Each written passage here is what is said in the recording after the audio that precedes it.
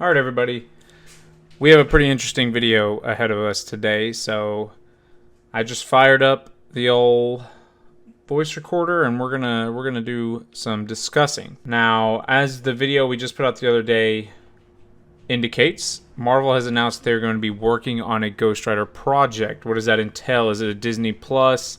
Is it a Ghost Rider movie? Does this have anything to do with the Midnight Suns? Could this be tied to Blade? Could this be tied to Doctor Strange?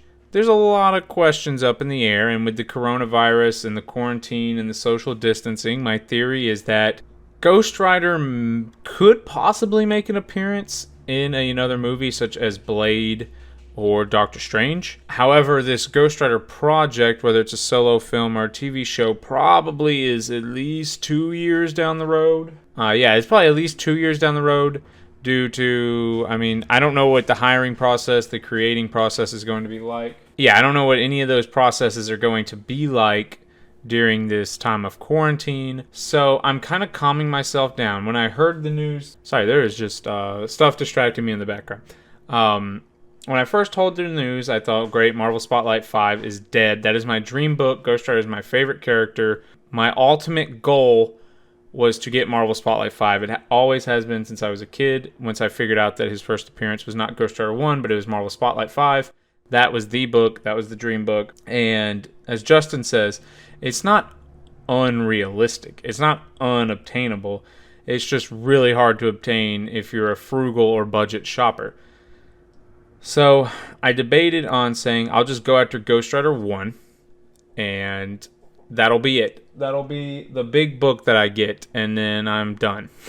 I'm done with major keys. Now I've kind of calmed myself down. Justin and Jessica keep saying like, no dude, you have to get this book. You have to get this book. So I've been trying to figure out what is a plan for getting this book, because once I'm technically, still a college student. Once I finish college, once I get, like a real adult job, we can start discussing, a lot more disposable income for comics. But right now, what is a realistic approach for buying a book like this? And my man Reggie Collects did a video over whether you should save up your money and buy one major key, or whether you should, take that money and buy a bunch of minor keys. And Reggie talks a lot of good points. I watched the video. I contacted, the rest of the group. Like, hey, we've been buying major and minor keys for the better half of 2 years now. What if we weigh in on this option? So for those of you, if we're ever able to get in the same place at the same time and we do the podcast video, you may hear more in detailed thoughts about this subject. So I don't want to take this time and make it all about my thoughts on major keys versus minor keys. This is the key. It's not a major key. It's not a minor key. It's the key for me. This is first appearance of Ghost Rider, and it's my favorite character. So my philosophy on whether you should buy a major key or a bunch of minor keys is going to be different than should you buy the key. Because right now I consider a major key Fantastic Four, 48, 49, 50, First Galactus and Silver Surfer, or some of the Warlock books, or X-Men #1, or even not even tied to movie buzz, just old Spider-Man. Those are major keys. Old Avengers, those are major keys. First Hulk, a major key. But in my eyes, those aren't the key. So that's the distinction I'm making. Whether you should go buy, like, Man Called Nova is probably still a minor key. So whether you should save up the money and try to buy some of those books versus whether you should save up the money and go buy First Hulk, that's not really what this video is about. That'll be more so what we talk about in the podcast. This video is the key. So I had to come up with a plan. I had to start formulating a plan, and I think a reasonable plan, not setting myself up for failure, is to sit somewhere between $10 and $25 a week. If it's a week with less bills and more disposable income, maybe $25 a week. If it's a week where a lot of the bills have lined up on the same week, maybe it's just $10 a week. But again, I'm not expecting a trailer. I'm not expecting a cast call. I'm not even expecting a cameo this year. I'm not expecting a cameo at all this year, as right now it's looking like Black Widow will be the fall show and Eternals will be the spring show, and eventually we'll get Doctor Strange, which is where people think the first cameo could come. It could come in Blade. It could come in Doctor Strange. We'll see. So I'm not even expecting the cameo this year. So I don't expect too much of a price bump. Now, my opinion on grades is this is probably going to be the most money I ever spend on a book for the foreseeable future. Again, once I have a better job with more disposable income, we can talk about bigger books. But right now, I would not go out of my way to buy a book like Marvel Spotlight 5 right now in life. Just being completely honest, this is a one-time deal. Once I get this book, it'll probably go back to minor keys.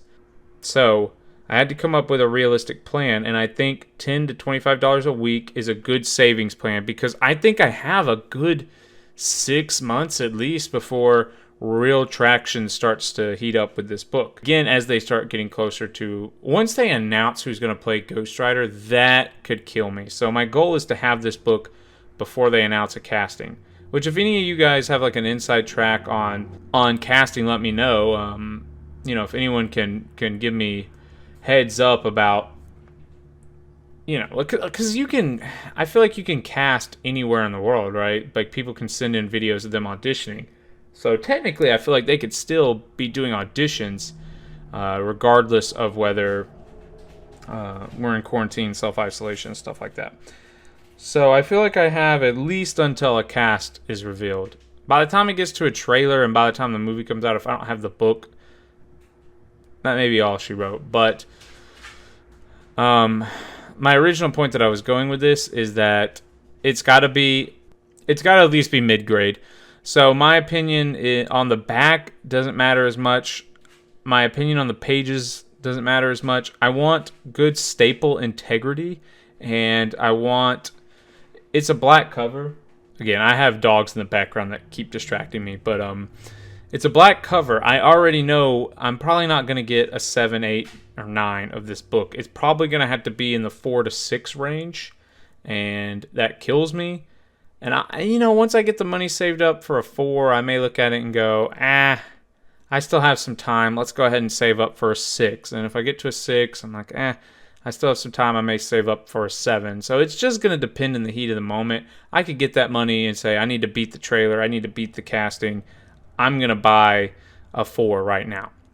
And I have standards. Like I saw a 3 on eBay, a graded, I think it was graded 3. Either way, it was either a eyeball grade of a 3 or it was an actual graded 3. And the spine was just, I couldn't do it. It was one of the more affordable ones, but so it's not worth it. And, I'm trying to look at prices and get an idea for what I want to spend on this book.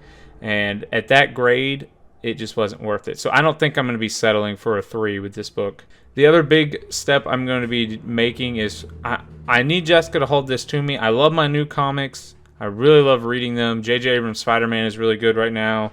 I've had to already drop Daredevil. I had to drop Donny Cates' Thor. I had to drop X-Men. I'm probably going to just finish dropping the rest of my stuff except for Teen Titans and Ghost Rider, the 2 ongoing series there. Probably going to be the only 2 books that survive my purge. But if I cut my pull list, that should really help make up the $10 to $25 that I want to put towards the cost. And that's kind of my game plan. I think it's a solid one. Cut down on new comics and put in a savings and just kind of try to beat the cast announcement. So that's my plan. Like right now, Ghost Rider is in pure... Marvel is kind of theory crafting with him and figuring out where they want to place him. So I think now's the time to strike. It's kind of lit the fire under my butt to stop buying so many new books and stop buying so many minor keys and really focus my collection on getting the one key that I think will complete my collection. So consider this a precursor. If we're able to actually sit down and record the podcast episode, you guys will get to hear our thoughts on minor versus major keys. This was a little disjointed of a video. I didn't actually write down any points. I just talked to Justin and talked to Jessica about it and kind of was telling them my thought process, and they seemed to be kind of supportive about it. My goal is to obviously have it by the end of the year. I think I have plenty of time because we're in May. Let's just say we're halfway through May. So there's 2 weeks of May, and then you have 4 times 6. That's 26 weeks. If you do 26 weeks times 10, that's $260. That is not enough to get a high grade of this, but $20 a week would be $520, which is probably more than enough to land on a grade that I'm comfortable with. So as long as it averages out to about $20 a week, I think I should be able to own this book by December, which is not exactly my goal. I'm going to have a birthday, so I can throw birthday money in the matter. I may pick up some money on the side doing some side activities. So there's going to be room to put more money back. On good weeks, I might try to put a bit more money back just to speed this up. I would love to have this by my birthday in November, and you guys will know because there will be an unboxing. I probably plan on doing it somewhat local. I have a lot of dealers here in the Northwest Georgia area that I communicate with regularly. I've bought Ghost Rider from all of them. A lot of them know my dream is Ghost Rider 1 and Marvel Spotlight 5.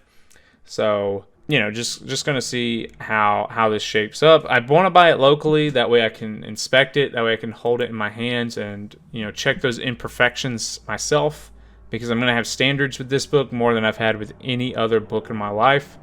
I've definitely bought low-grade books before just to save $1, but not with this. This will be my biggest purchase. This will be one that I won't shut up talking about forever. So let me know down below. You can let me know any number of things. You can give us your early thoughts on minor versus major keys versus the key. You can give me your opinion on buying low grade, no grade, or high grade. What is your Grail book? You can give me any thoughts that you want down below.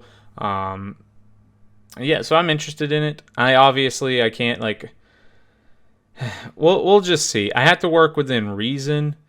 So real life can come up and it may drain all my savings and I may have to start all over, but we'll keep it updated. We may do progress. I may tell you guys, like, I'm getting close to my goal. I'm not getting close to my goal. There was a setback. Keep you guys updated, but either way, I'm pretty excited to begin this quest. It feels like we're really doing a goal here. We're doing a quest. So thank you guys so much for watching, and I'll see you guys in whatever video you click on next. Have a great day, everybody.